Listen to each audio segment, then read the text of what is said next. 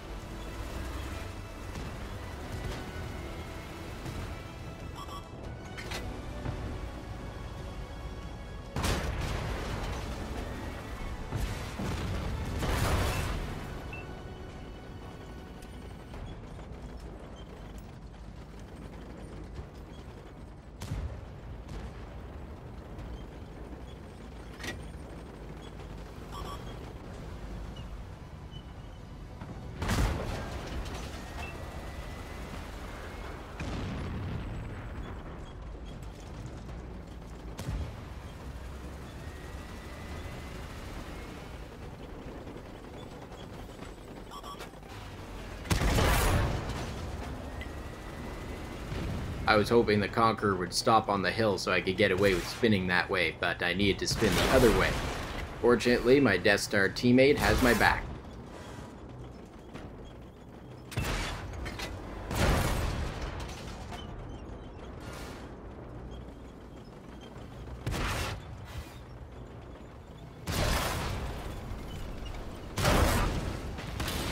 Yes, you did see that right. The Type 4 did die from ramming. Darn, I shot the dead tank's barrel there.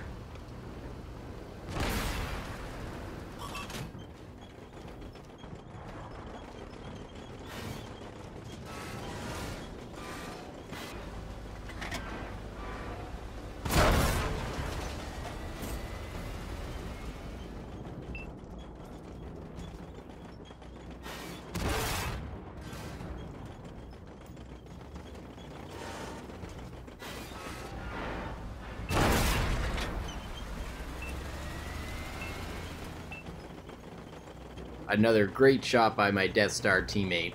He held his own and had my back. Some great team support there. Unfortunately, I wasn't able to get to any of the enemies in time, but that was a great game. And a pretty exciting endgame there with that enemy swarming. Now let's check the post-game stats and see how I did.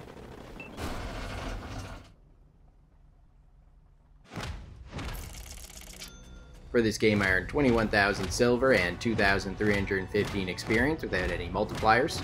In this game I dealt 6,805 damage, assisted with 1,366 damage, and destroyed one enemy while blocking 2,390 damage. This earned me a Mastery Badge Ace Tanker and Steel Wall. I placed second on my team, earning a base XP of 1,543. I managed to hit 10 of my 12 shots and penetrate 9 of those. Also a great game by my teammate 60 TP, dealing 7,142 damage and destroying 2 enemies. Almost for sure an ace tanker there as well. The Death Star also had a great game with 3,464 damage, quite a bit less than us 2 heavies, but he was getting a lot of the cleanup shots. But 3 overall huge performances in one game, it's not something I come across too often. In terms of crew and module damage, I only damaged the ammunition in the Conqueror. This next game is a standard battle on Pacific Island Typhoon, with 7 tier 10s on my team, 8 on the enemy team, with 1 already on my team and 2 on the enemy team. My equipment and crew loadout is the same for this game, but this time I'm platooned up with Mixie 360, who's in a Type 5 Heavy. I was quite hesitant moving forward at the start of the game. I have a bad habit of overextending in these extreme weather variants, but once I saw I had a few teammates moving forward with me and a few more covering me, I took the risk. Mixie 360 ended up defending the other flank this game. When he made the decision, I was feeling much too lazy to fall back.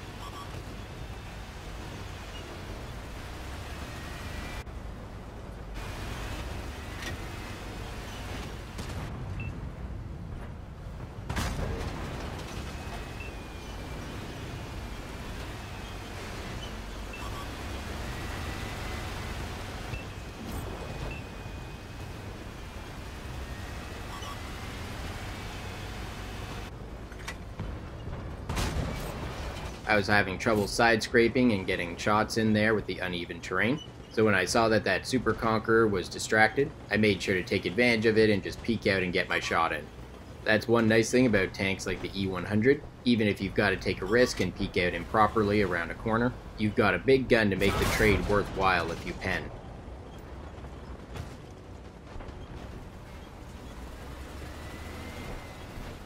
Now, unlike last game, I'm not firing any heat this battle. There's none of that super heavy armor, so most of the time I'm comfortable shooting at other heavy tanks with just the regular AP rounds. I will make exceptions, of course, but for this game I didn't really need to.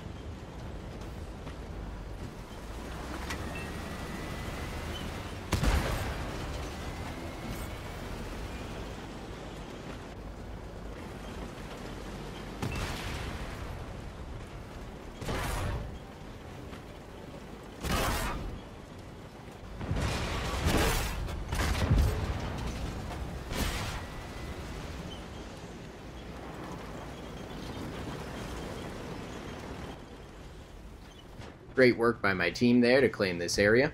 Individuals can sometimes get separated from their groups on these extreme weather variants, but my team was paying attention here and moved forward at the right time to crush the flank.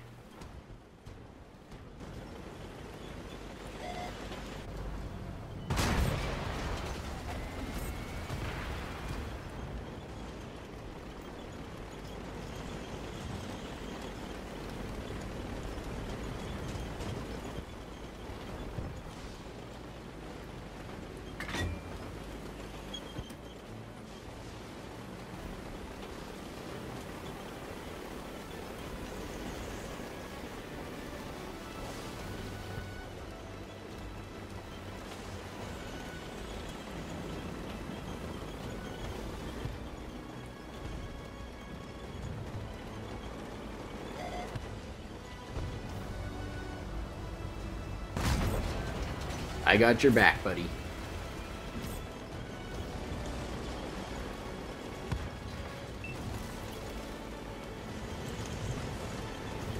Oh yeah, ramming speed. I didn't need the extra damage from the ram to finish him off, but it's a great way to crush the enemy's spirit at the end of the game. Now let's check the post-game stats and see how we did.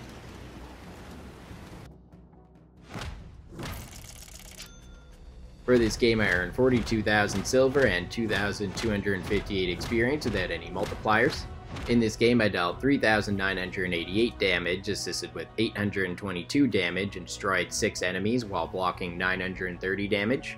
It's not often I find myself earning an ace tanker for dealing 4,000 damage at tier 10. I think the extra consideration came from destroying 3 tier 10s, 2 tier 9s, and a tier 8. I placed at the top of my team, earning a base XP of 1,505. I managed to hit all 11 of my shots and penetrate 8 of those. In terms of crew and module damage, I only injured the driver and the AMX 13105. Well, that's all for this video. I hope you enjoyed seeing those games with the E100. I got to switch from damage dealer to cleanup crew in those games. Unfortunately, even though I didn't have significant damage on the second battle, I still got a small increase on my damage standing. I'm looking forward to sharing more of the battles I played for the 3-mark grind. Stay tuned for more awesome World of Tanks videos. Ooh,